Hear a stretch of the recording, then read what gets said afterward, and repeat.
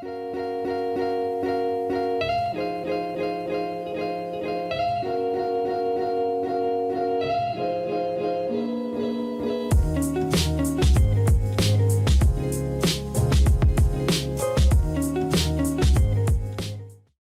everyone. Welcome back to the Commercial Real Estate Library. I'm Dama Tamanawala. You know Garrett McGilvery, my co-host. And today our special guest is Howard Sher. He's the Executive Vice President at Quality Homes. Thanks for joining us, Howard.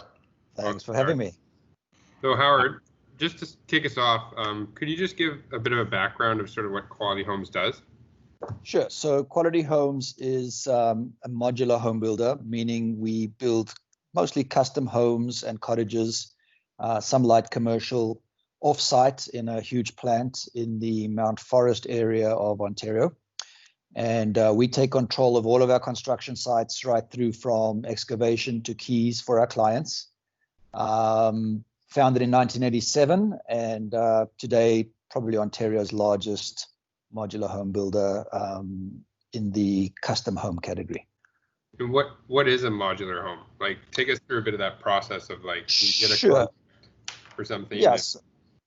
Yeah. So I want you to think of a home basically being divided into sections that are pre-built in our plant, that are as finished as possible. When they come out of that plant, they get trucked to site and assembled onto a traditional foundation. So our biggest misnomer is it's something like a mobile home. Not at all. It's something very cheap and cheerful. No, not at all. We're taking custom homes and we're basically designing and building them in a way that they can be built off-site, take advantages of all the controls that off-site building brings, and then turned into a beautiful custom home or cottage at the end of the day that is not discernible from something that was built on site. Gotcha. And like, can you give me an example of like how many pieces effectively a home? Yeah, it's a good question. So, you know, a bit of self-promotion here, www.qualityhomes.ca has factory tours, it has all of these things. So typically we are limited by the sizes we can run down the roads at 16 feet wide and 60 feet long. So that is our maximum building envelope. And then, you know, so our average home that we're building today is probably 2,000 square feet. And it might be 3 or 4 modules put together. Okay. And does this include any interior finishing, or is it like to the drywall type of thing? Oh, it's got kitchens in it.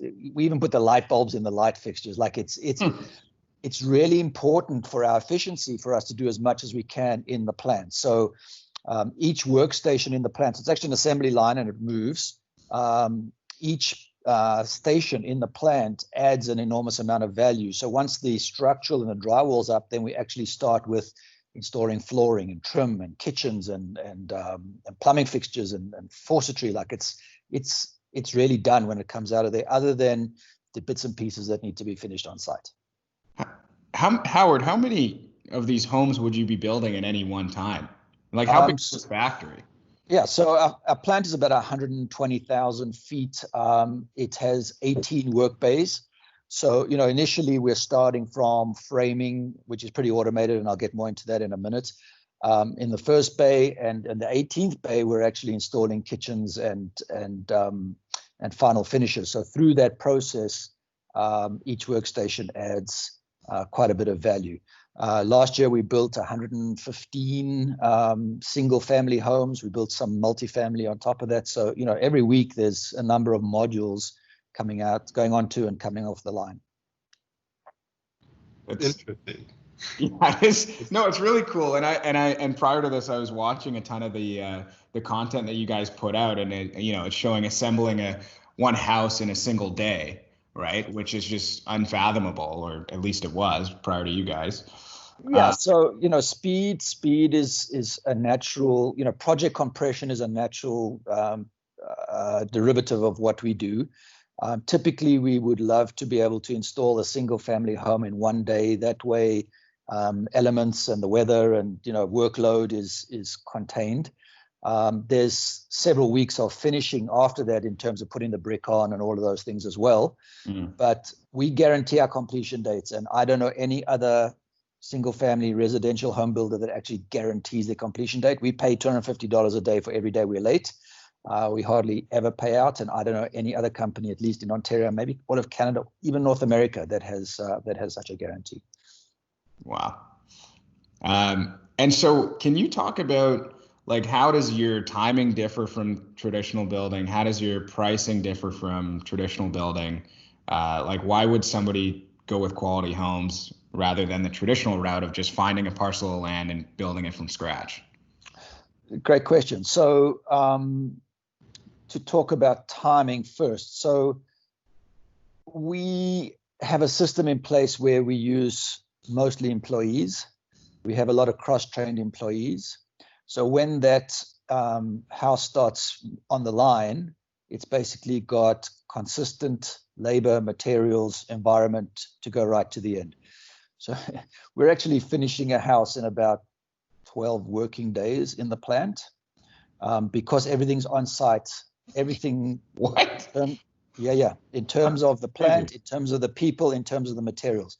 So imagine on a site now, especially on a rural site, you've got to get your lumber out there. It's got to be cut. It's got to be nailed. It's got to be framed.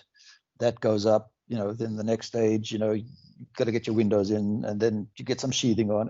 So everything becomes simultaneous. And if there's one delay, the ripple effect is incredible. And you have sub-trades coming in. So, your drywaller can't come until the electrician and the plumber are finished. Well, if either of those guys are delayed, you've lost your drywaller, and he can only come back in 4 weeks. So, a month, goodbye, gone. Whereas for us, it happens in days. And as I said, our employees are cross-trained. If Jimmy doesn't show up for work, Susie can do it for him, no problem. So, that really helps our timelines be compressed.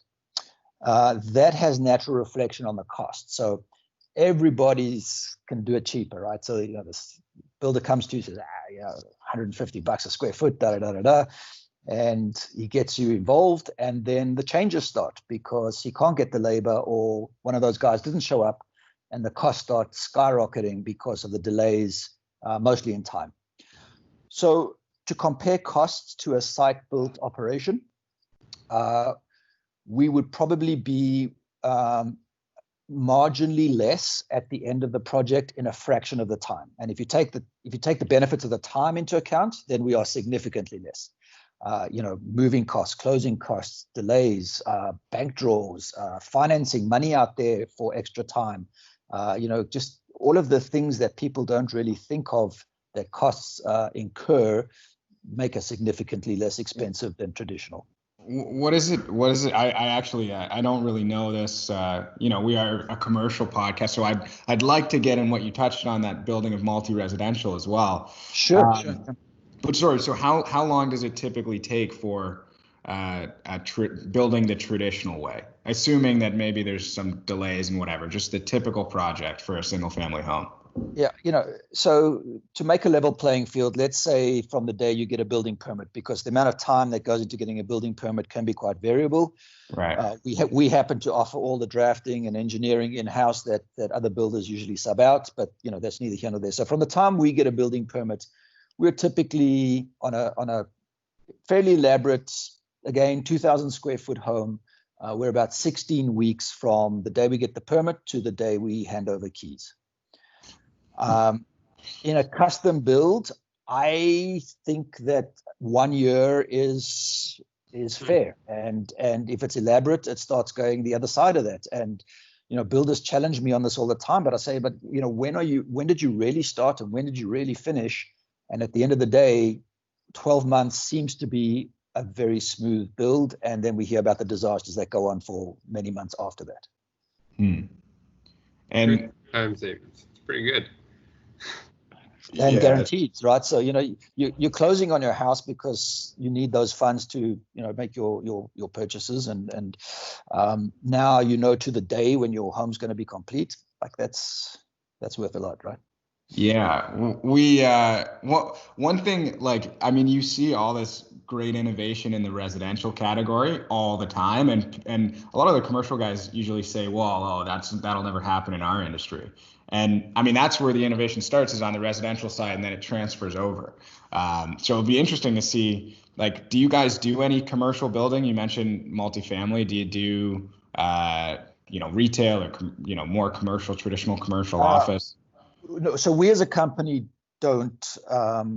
We're a wood frame construction company. So anything that requires non-combustible construction or steel and concrete, we don't touch at all. There are modular guys that do that, albeit on a somewhat smaller scale. But things like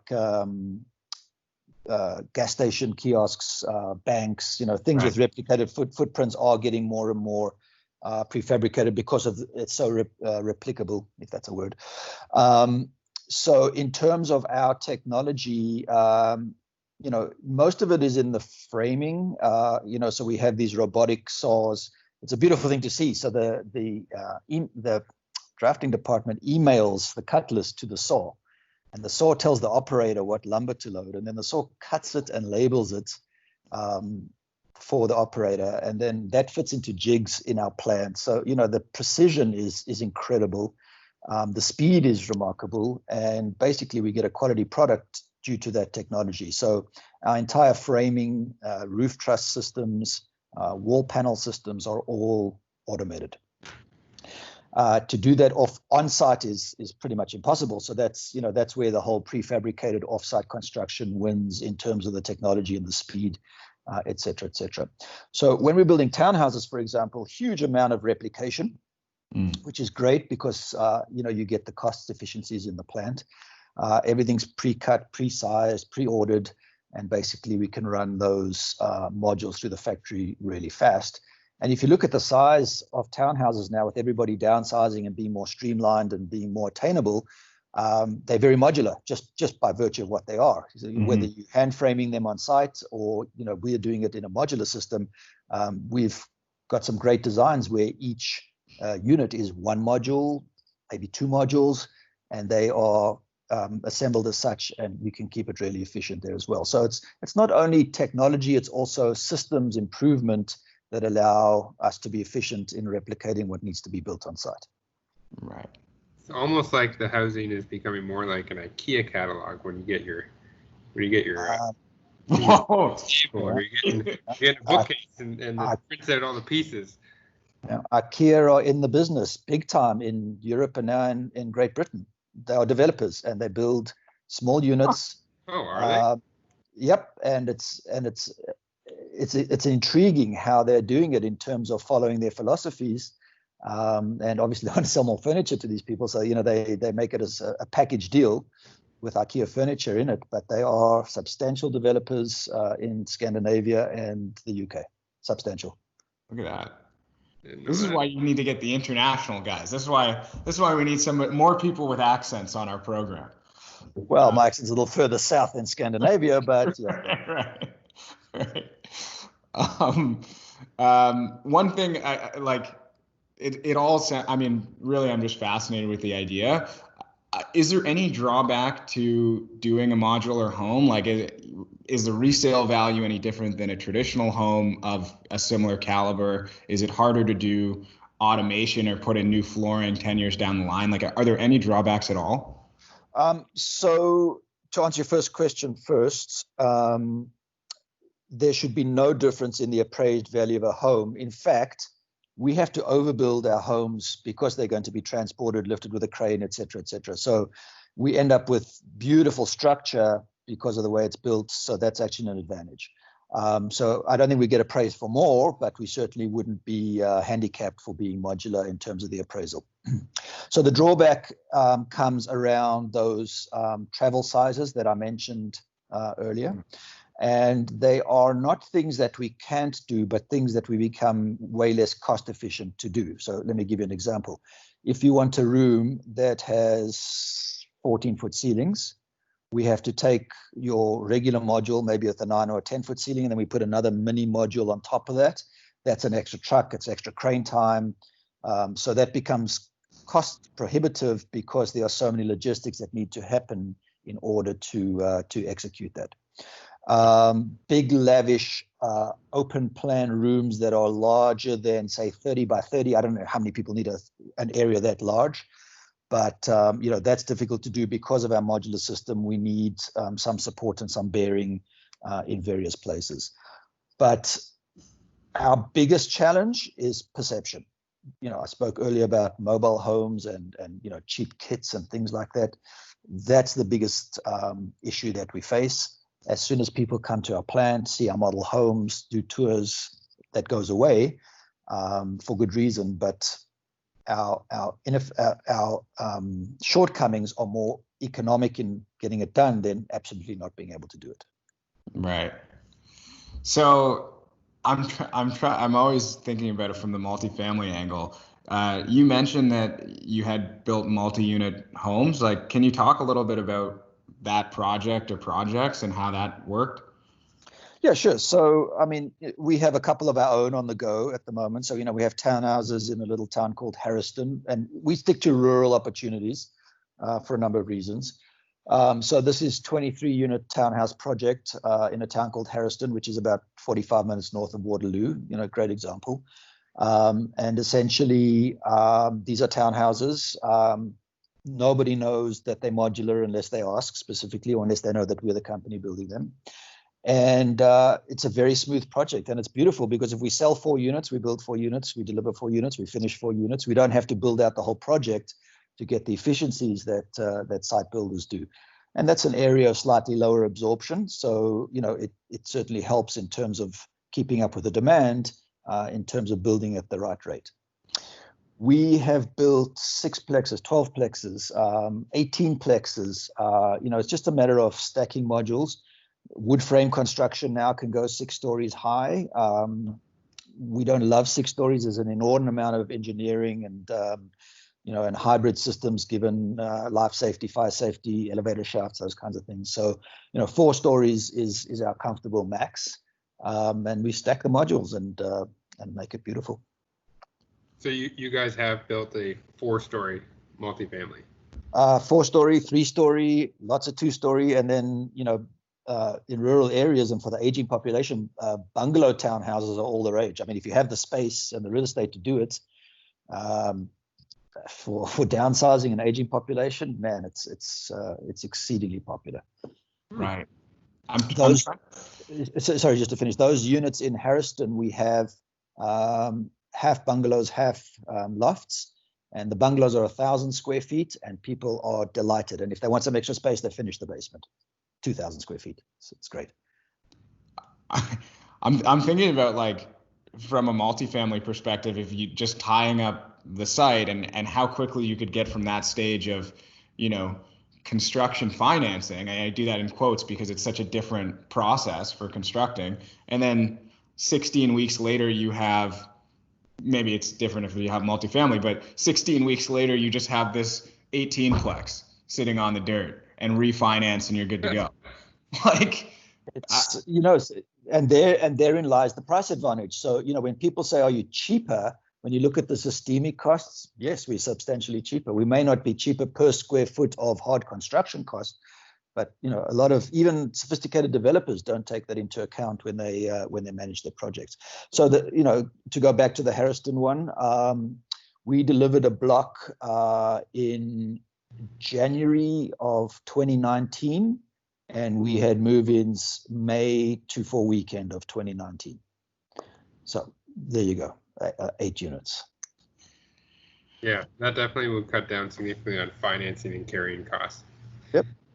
Yeah, that's interesting. Imagine just having a piece of land, get the building permit, and then 4 months later, it just plops on there. Right. So imagine the piece of land and the building permit timeline that is monstrous. I mean, and it doesn't matter how you're going to build it. You have to go through the approval process, and I'm sure that's another 22 podcasts on that alone. Yeah.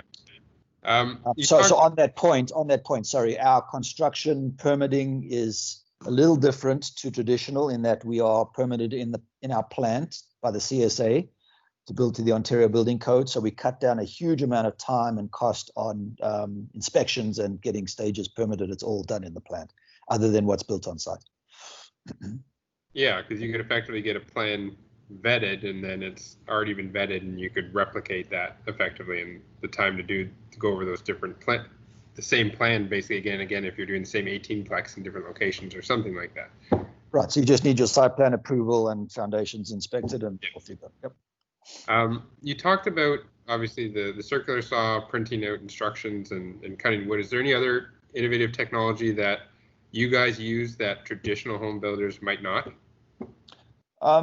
It might be small things in terms of the amount of prep work we can do. Again, being off site and in the same place, we can get way ahead on assemblies. So, we may pre-produce shower valve assemblies. We may pre-produce, headers and beams for our load-bearing issues. So, again, our project management system knows what we have coming down the pipeline. Why not pre-build all of those things to get ahead in terms of managing your timelines? As far as, tech is concerned, it's mostly in the drawing, drafting, communication with the cutting, communication with the floor, in terms of, having ability to have technology at every station, very difficult to do on site to give all of your subs the tech. So, controlling it, having it in-house, making it accessible to the entire workforce, just has huge time and quality advantages. Gotcha. In terms of speaking more global, you talked about IKEA. What are some of the other major things that are happening in sort of this type of marketplace in terms of prefabricated homes? So there's Katerra, who are Silicon Valley backed, enormous consortium of tech-driven construction systems.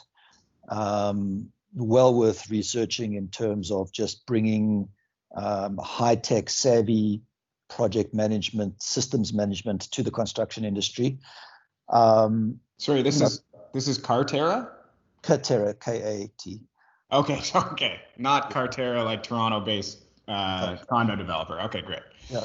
Katerra, San Francisco, and I believe one of their biggest operations is in Phoenix. But they're licensing all over the world, and so that's a huge, incredibly well-backed and financed, tech-driven company.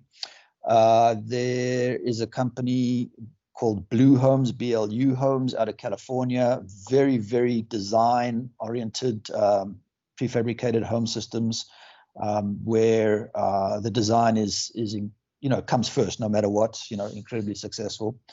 And then, there's a number of modular manufacturers transforming into specialty needs, whether it be hospitality industry. Marriott are planning to build all of their hotels modular for the next foreseeable future. There are some retail operations that have turned to modular, and they use that replication as well. And then in the single family residential, Quality Homes is quite unique in that we are completely vertically integrated, where we will work with our customer from the time they get a permit to the time they move in. And that sort of vertical integration seems to be more and more in the offering as well, in terms of cutting out as many middlemen, as many replications and opportunities for loss of time or loss of profits during the project. Interesting. Howard, you mentioned that a lot of your projects are rural, but I think a lot of our audiences are in the major cities: Montreal, Toronto, Vancouver, Calgary, Edmonton. Is there any issue with building in these major cities, or any challenges that make it more difficult? So two answers to that question. The first is that building rural has many challenges in terms of the pure logistics of getting to site and back again, whether it be materials, people. So we're just that much more efficient in the rural environment. The only restriction to building in urban, and the only one, is access. So, small roads, high traffic areas, big trees, big hydro lines, again, present challenges in terms of cost. So, to shut down power on a major artery for the value of one house often is too exorbitantly expensive for it to make sense to the project. We've built in the beaches of Toronto. We've built in pretty much most suburbs. Yeah. Etobicoke, very popular as well. Any tear down area obviously is a target for us. But we've just found that the cost of the logistics of penetrating an urban center, especially a large one like Toronto, often tips the project in favor of being locally built. Gotcha. How big of an area do you guys service? Like, how far would you guys go for people that are looking to purchase your product? So typically, I like to have a sunset clause. So if we can't get there by and get the home installed by sunset, it's going to get a little bit out of our reach. So that usually geography. So that usually translates to like 300 kilometers. So Sudbury in the north, down going east through Haliburton, Lindsay, Peterborough, down to maybe as far east as Kingston. And then everything's, west of that. So, down through London, down to Windsor, through St. Catharines, Niagara Falls, Hamilton, into Toronto.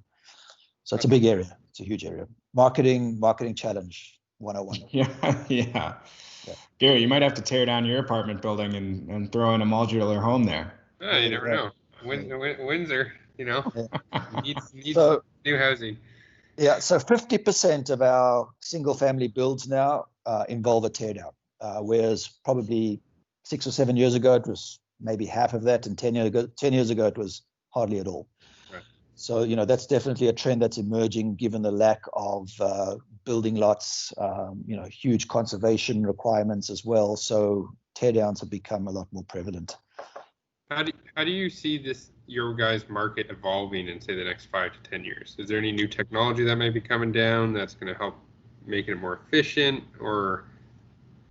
So yes, I think that the tech again is in process and project management. I'm sure there'll be things in the factory that will make us more efficient, and it's just capital outlay.